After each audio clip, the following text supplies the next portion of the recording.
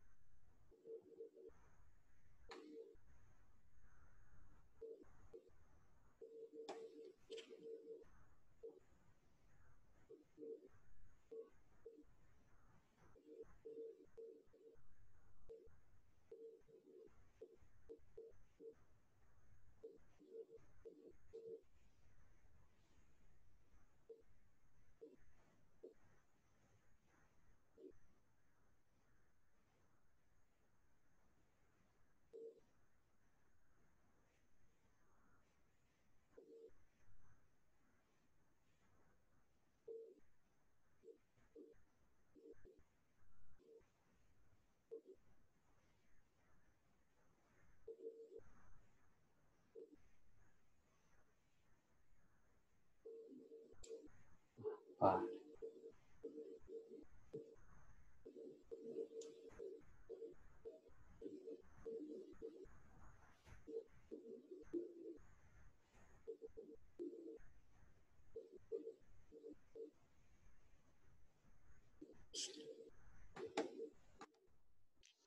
Então tá, gente, deixa eu só compartilhar a tela aqui.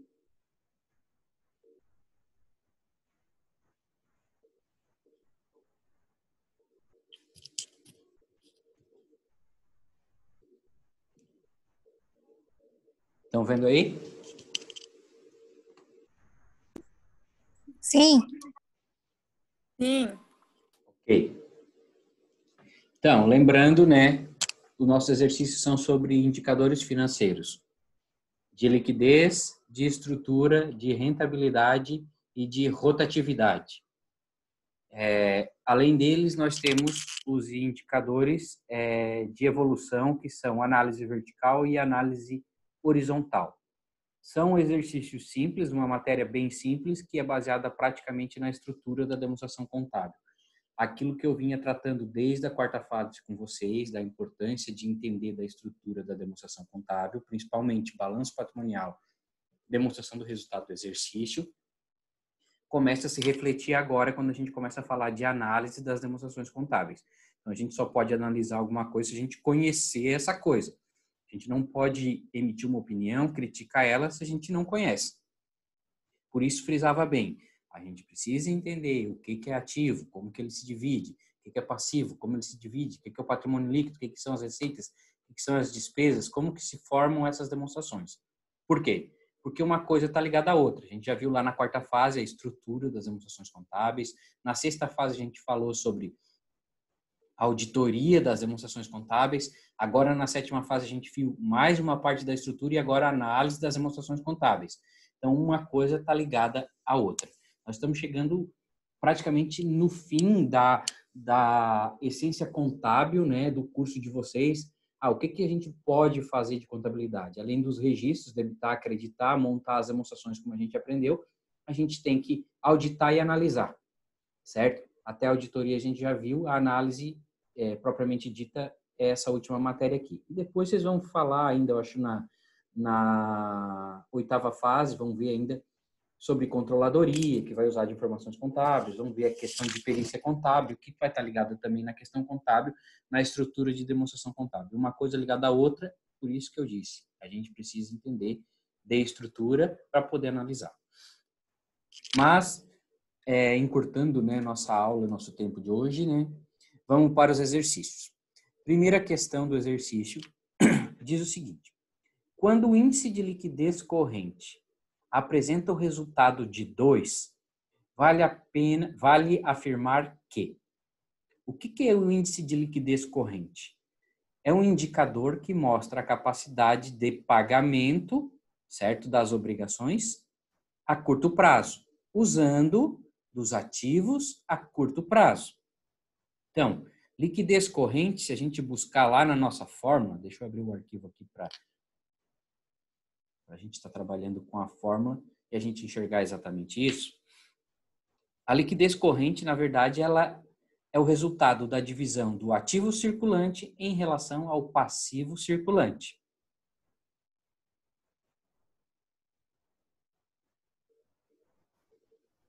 Só um minuto.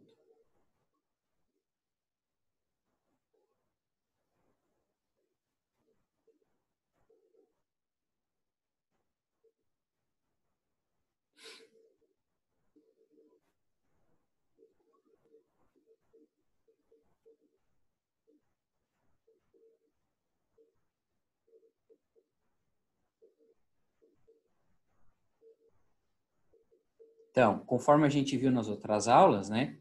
Liquidez corrente é o resultado da divisão entre o ativo circulante e o passivo circulante. Indica quanto a empresa possui de ativo circulante para cada real de passivo circulante. Então, a relação é direta, ativo circulante com passivo circulante. No nosso exercício, a pergunta é o seguinte: quando o nosso resultado de liquidez corrente apresenta resultado de 2, vale afirmar o quê? Primeiro, quando a nossa liquidez corrente é maior que 1, significa que nós temos mais ativo circulante do que passivo circulante. Essa é a lógica. Então, se der 1,5, 1,6, 1,7 ou 2, significa dizer que nós temos mais ativo circulante do que passivo circulante. Essa é a lógica, certo? Agora, considerando as nossas alternativas e a resposta, temos ali. Significa dizer o seguinte, que para cada R$1 disponível, a empresa possui R$2 de obrigação?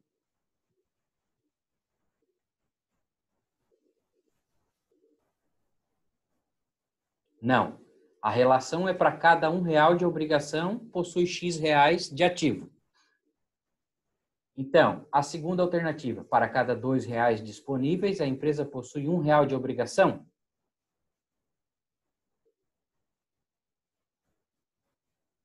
Sim ou não?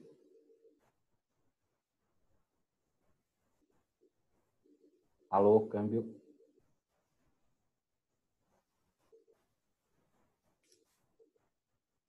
Estão me ouvindo? Sim. Sim. Sim. Respondam, por favor, não vou ficar aqui falando sozinho, né? Então, sim ou não? Para cada R$2 disponíveis, a empresa possui R$1 de obrigação. Essa não é a lógica? Próxima alternativa. Para cada R$1 de dívida a curto prazo, a empresa possui R$2 de recursos. bens ou direitos a curto prazo para a liquidação da mesma? Próxima alternativa. Para cada R$ 1 de dívida a curto prazo, a empresa possui R$ 2 de recursos, bens ou direitos a curto prazo para a liquidação da mesma?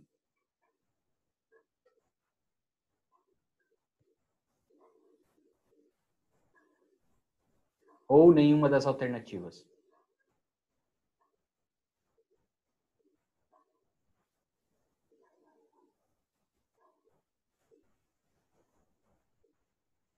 Qual é a resposta? Qual é a resposta que vocês assinalaram e por quê? Alguém, por favor, se manifeste. Quem não fez nada, se manifeste.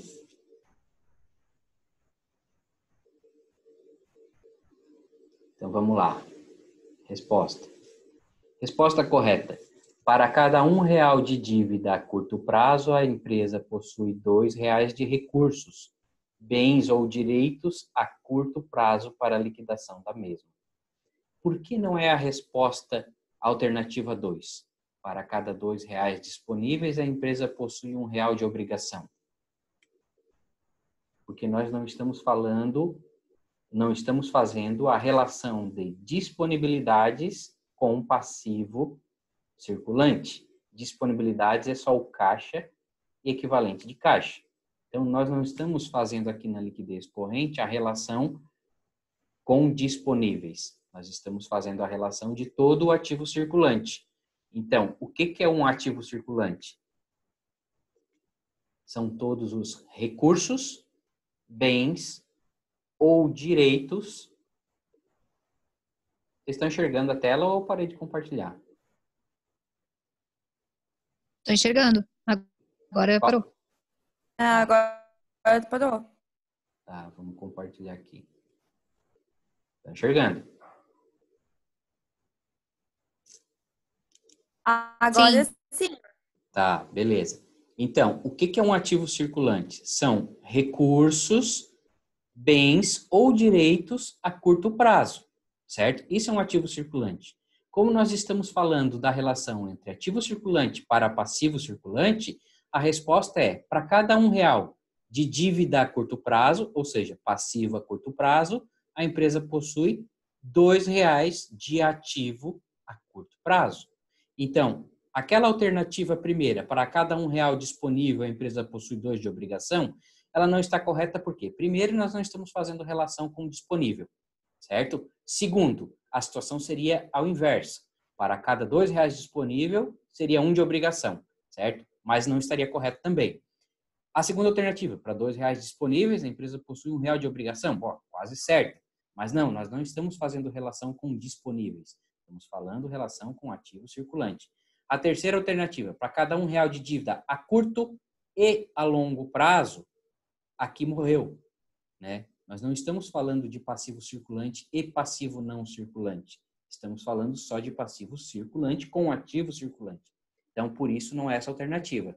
E essa aqui é a correta, porque para cada R$ 1 de dívida a curto prazo, ou seja, para cada R$ 1 de passivo a curto prazo, nós temos R$ 1 de ativo a curto prazo. O que são os ativos circulantes a curto prazo? Os recursos, que são caixa, bancos e aplicações financeiras. Os bens, tipo estoque, né, são bens. E os direitos, que são os valores a receber, os créditos que nós temos a curto prazo. Por isso, a alternativa correta é, para cada R$ 1 de dívida a curto prazo, a empresa possui R$ 2 de recursos, bens ou direitos a curto prazo para a liquidação da mesma. Onde está o segredo? Está na relação aqui da fórmula da liquidez corrente. Se vocês observarem a fórmula, como eu mostrei antes,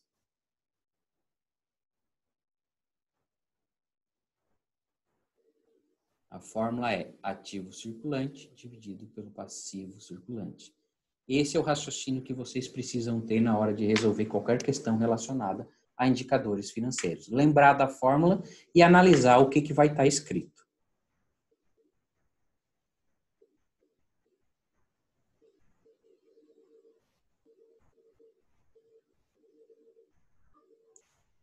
Segunda alternativa.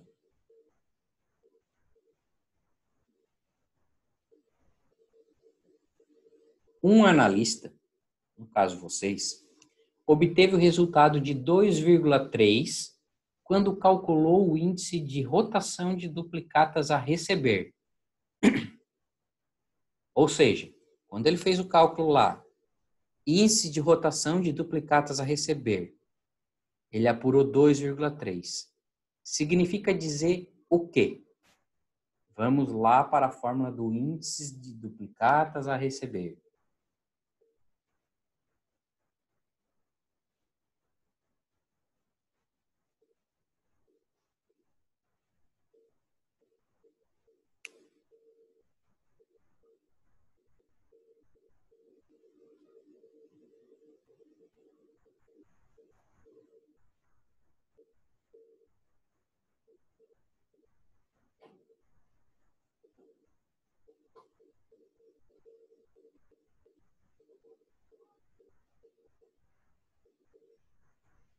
Rotação de duplicatas a receber. O que ela indica?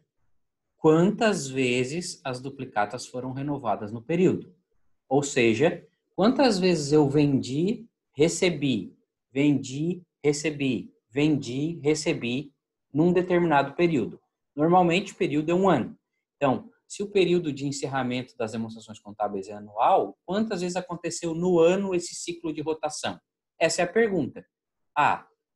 Se o analista ele apurou 2,3 vezes, significa dizer o quê?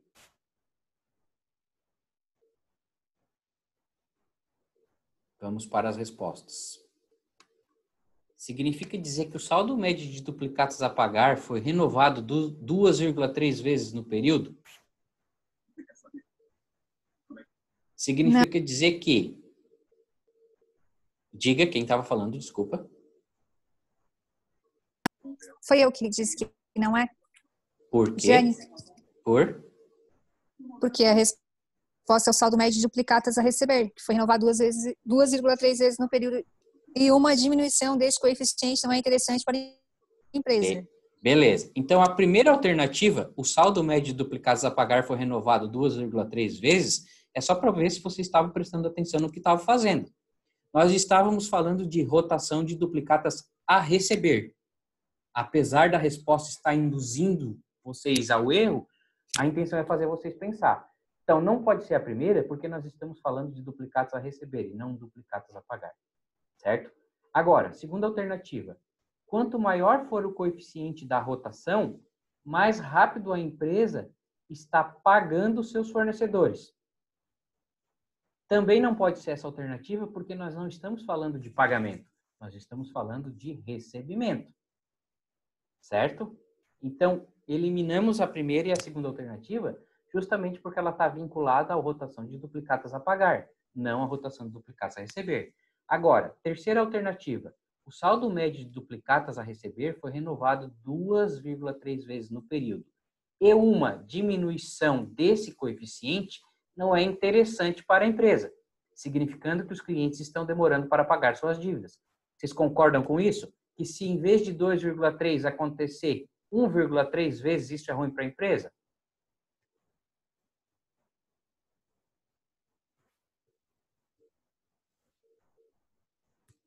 Vocês têm que entender que a redução desse indicador vai dizer que, olha, rotação de duplicados a receber está girando 1,3 vezes no ano. Pô, isso é ruim, eu receber uma vez por ano. Então, quanto mais eu receber, melhor. Então, esse indicador de rotação de duplicados a receber, quanto maior ele for, melhor, mais rápido eu estou recebendo. Então, por isso a alternativa correta é essa. O saldo médio de duplicados a receber foi renovado 2,3 vezes no período. E uma diminuição ou uma redução disso não é interessante para a empresa, significando que os clientes estão demorando para pagar suas dívidas. Ok? A última alternativa, esse índice indica em quantos dias, em média, ocorre o recebimento das duplicatas. Não. Nós não estamos falando em dias, nós estamos falando em vezes, quando falamos em rotação. Agora, quando a gente vai lá no outro indicador, que mostra prazo médio de recebimento, aí sim, aí nós estamos falando em dias. Ok? Dúvidas? Perguntas? Questão 3. Considerando as informações contidas nas demonstrações abaixo, calcule liquidez corrente, liquidez imediata, liquidez seca e liquidez geral. Deixa eu abrir aqui uma planilha, vamos levar isso para o Excel e vamos trabalhar no Excel.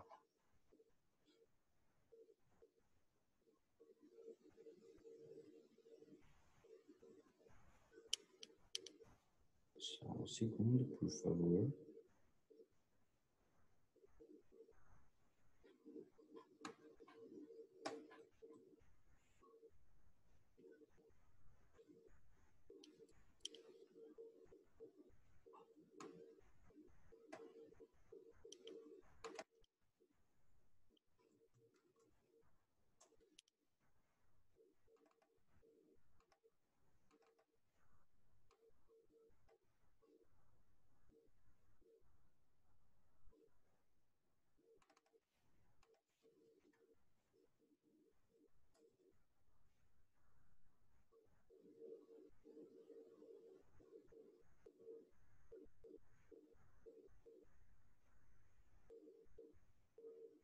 Ok. Então, o que está pedindo? Liquidez corrente. Liquidez corrente é igual o ativo circulante divididos pelo passivo circulante.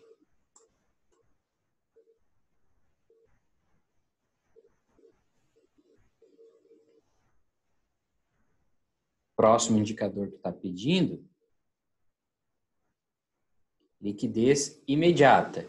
Liquidez imediata é igual o caixa equivalente de caixa dividido pelo passivo circulante.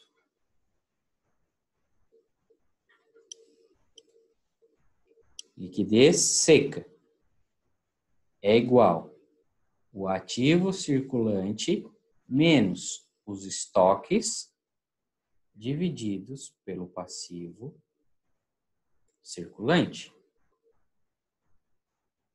E liquidez geral é igual ativo circulante mais ativo realizável a longo prazo divididos pelo passivo circulante mais passivo exigível a longo prazo.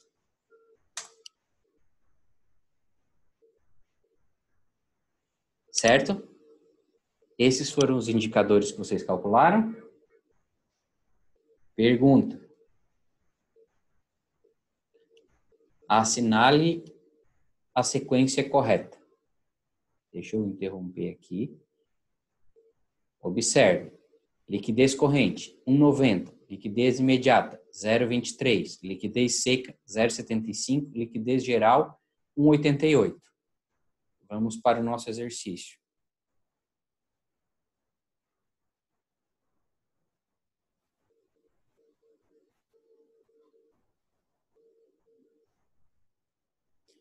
A sequência correta é liquidez corrente, 1,90. Liquidez imediata, 0,23. Liquidez seca, 0,75. Liquidez geral, 1,88. Quanto menor, melhor?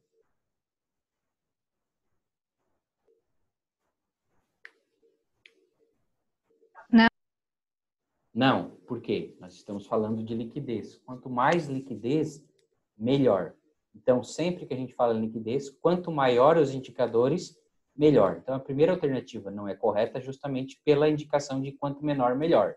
Então, a alternativa correta se torna essa terceira alternativa, 1,90, 0,23, 0,75, 1,88. Quanto maior, melhor. Entenderam? Dúvidas? Perguntas?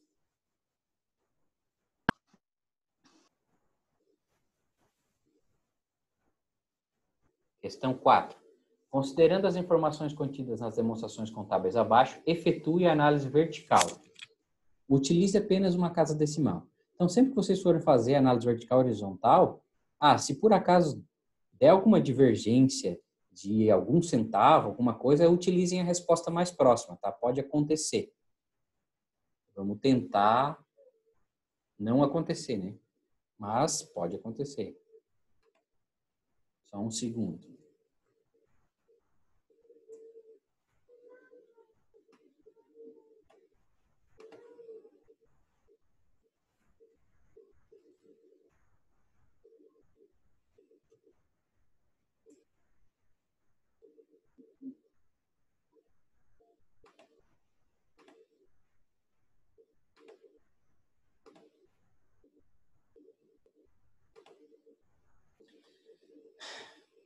A pergunta é, efetue a análise vertical, certo?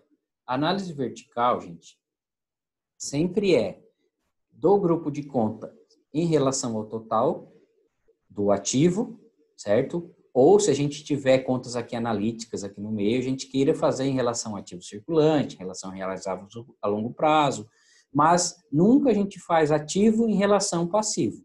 Essa é a regra geral. Dá para fazer? Dá. A matemática nos permite, mas a regra é esse valor do ativo circulante, por exemplo, em relação ao total do ativo, não em relação ao total do passivo, apesar de dar o mesmo resultado. Então, temos que fazer a análise vertical. Análise vertical do ativo circulante em relação total do ativo, relação total do ativo,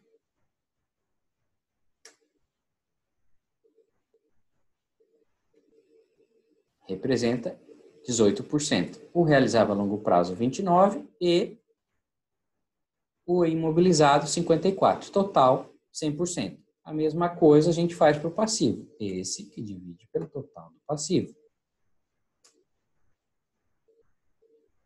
Transforma em percentual se quiserem, né? Que é mais fácil de interpretar. E aí a gente vê. Fizemos a mesma coisa para 2002? Sim. Estamos fazendo análise vertical. Saldo do ativo circulante dividido pelo total do ativo. Esse aqui dividido por isso.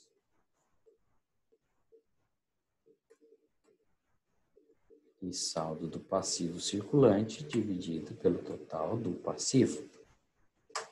E assim a gente fez para os demais. E aí a gente chegou na nossa análise vertical. E aí a gente começa a fazer o seguinte. Fizemos a análise vertical e vamos para as nossas interpretações.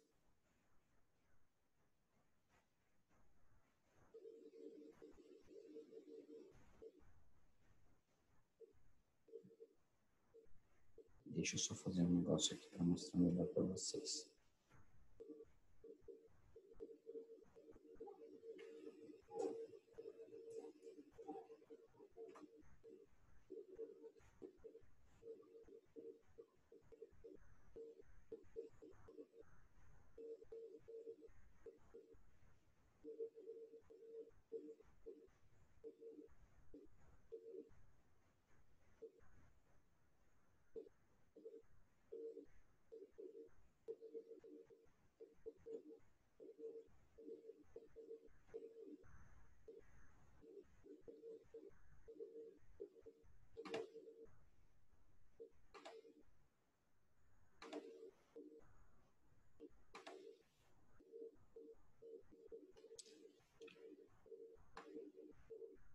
Então, fizemos a nossa análise vertical e agora vamos para a nossa interpretação dos resultados. Desse modo, é correto afirmar que o ativo circulante de 2001 e 2002 representam, respectivamente, 53,6% e 57% do ativo total. Ativo circulante de 2001, 17,8% e 2002, 16,1%. Não é correta essa alternativa. O passivo circulante de 2001 e 2002 representam, respectivamente, 12,5% e 13,2% do ativo circulante?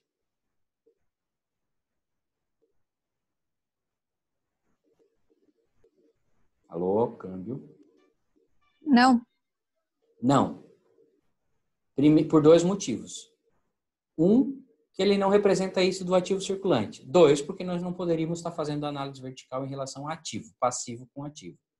Agora, o realizável a longo prazo de 2001 e 2002 representam, respectivamente, 26,8% e 29,2% do passivo circulante?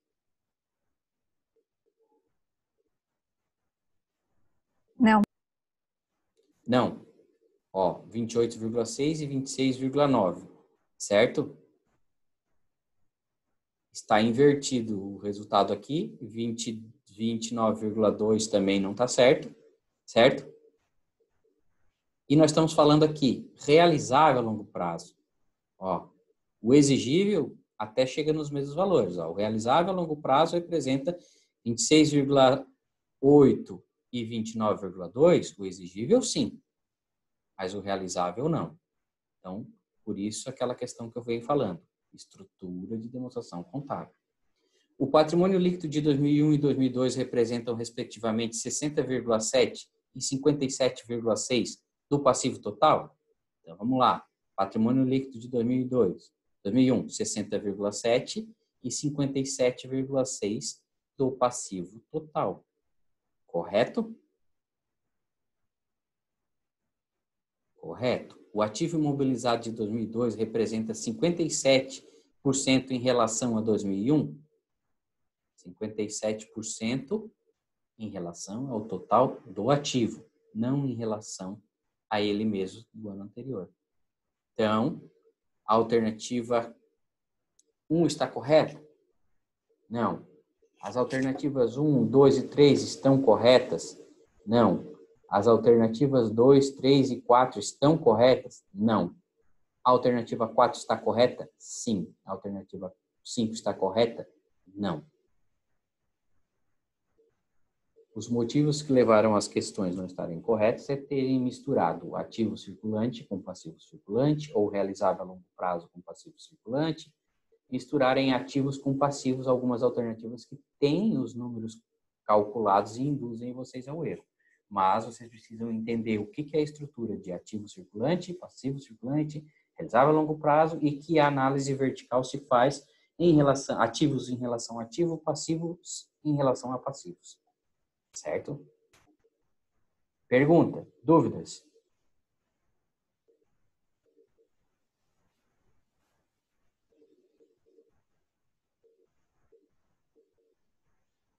Próximo.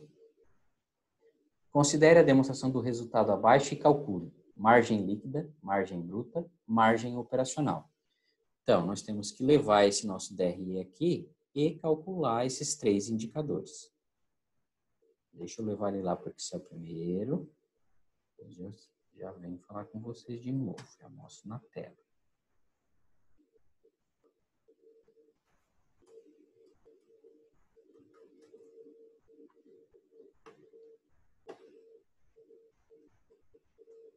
Então, vamos lá.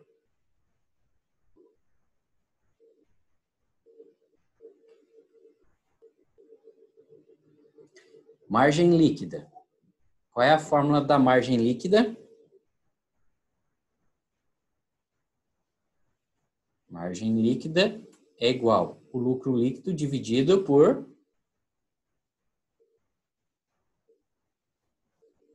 Vamos lá no final, se você não sabe. Margem líquida, aqui. Estão vendo? Lucro líquido dividido pelas vendas líquidas. Margem bruta, lucro bruto dividido pelas vendas líquidas, ou receita líquida. Margem operacional, lucro operacional dividido pelas vendas líquidas.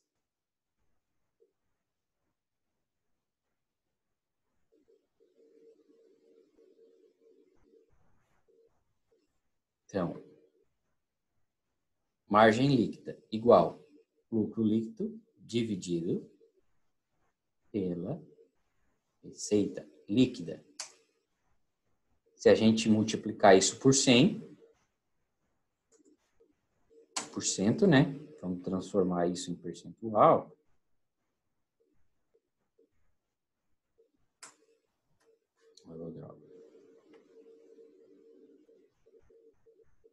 Nós vamos ter que o lucro líquido equivale a 4,7% da receita líquida.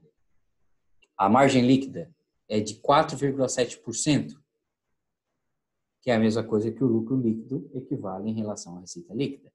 Margem bruta igual, só copiar isso aqui para cá, igual, é o lucro bruto divididos pela receita líquida. o lucro bruto equivale a 25% da receita líquida, ou a margem bruta é de 25%.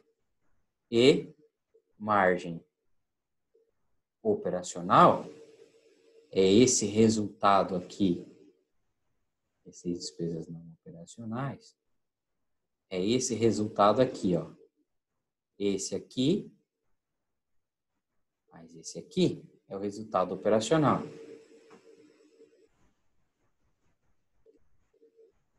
Dividido pela receita líquida, igual. Esse, mais esse, que é negativo, que divide pela receita líquida. Transformado em percentual, o resultado operacional é de 6%, ou a margem operacional, 6%. Observem que a margem líquida sempre é o menor indicador. Por quê? Porque o lucro líquido é a última linha do DRE. Ou seja, ele é sempre o menor valor. Então, o menor valor dividido pelo maior valor, ele vai dar um resultado menor. O lucro bruto ou a margem bruta, ele sempre dá grande. Por quê? Porque ele está aqui em cima, sem descontar nenhuma dessas despesas aqui operacionais. E a margem operacional, ela dá um pouco maior que a margem líquida, porque ainda não está descontando o resultado não operacional e os impostos. Então, o resultado da margem líquida, margem bruta e margem operacional é 4,7%, 25% e 6%.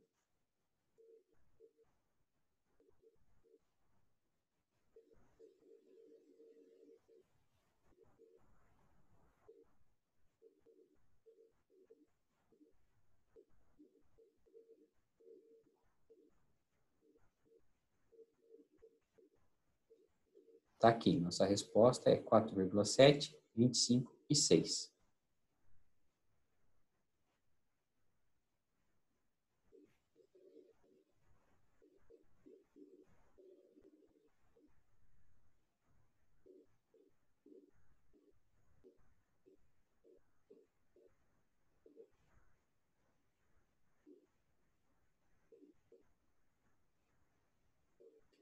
Questão 6.